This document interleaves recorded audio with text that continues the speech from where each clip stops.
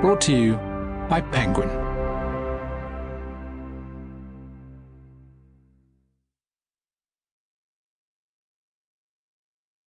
The Road to Freedom by Joseph E. Stiglitz. Read by Paul Boehmer. Preface. Freedom is a core human value. But many of freedom's advocates seldom ask what the idea really means. Freedom for whom? What happens when one person's freedom comes at the expense of another's? The Oxford philosopher Isaiah Berlin put it well when he said, "Freedom for the wolves has often meant death to the sheep." How are we to balance political and economic freedoms? What is the meaning of the right to vote for someone who's starving? What about the freedom to live up to one's potential, which may only be possible if we tax the rich and deprive them of the freedom to spend as they want?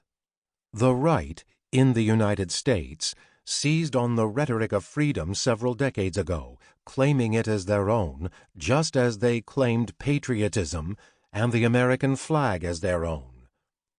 Freedom is an important value that we do and ought to cherish. But it is more complex and more nuanced than the right's invocation. The current conservative reading of what freedom means is superficial, misguided, and ideologically motivated. The right claims to be the defender of freedom, but I'll reveal that the way they define the word and pursue it has led to the opposite result, vastly reducing the freedoms of most citizens. A good initial and central place in which these shortcomings can be identified is the conflation of free markets with economic freedom, and economic freedom with political freedom. A few quotes from Republican leaders convey the spirit of what I have in mind. As the U.S. economy was on the verge of a meltdown in 2008, after decades of financial deregulation, and the government was about to undertake the most massive bailout of the private sector in the history of the planet, George W. Bush, who served as president when the financial crisis occurred, put what was at issue as follows. While reforms in the financial sector are essential, the long-term solution to today's problems is sustained economic growth, and the surest path to that growth is free markets and free people.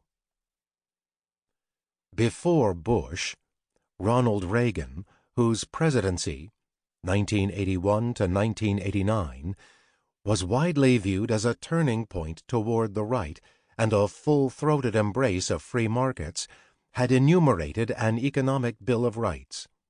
He regretted that the Constitution hadn't gone far enough in guaranteeing these rights, focusing instead on political rights. As he explained, inextricably linked to these political freedoms are protections for the economic freedoms. While the Constitution sets our political freedoms in greater detail, these economic freedoms are part and parcel of it. There are 4 essential economic freedoms. They are what links life inseparably to liberty, what enables an individual to control his own destiny, what makes self-government and personal independence part of the American experience. The 4 freedoms are: 1. Freedom to work. 2. Freedom to enjoy the fruits of one's labor. 3. Freedom to own and control one's property. And 4. The freedom to participate in a free market, to contract freely for goods and services, and to achieve one's full potential without government limits on opportunity, economic independence, and growth. While the colonialists rebel.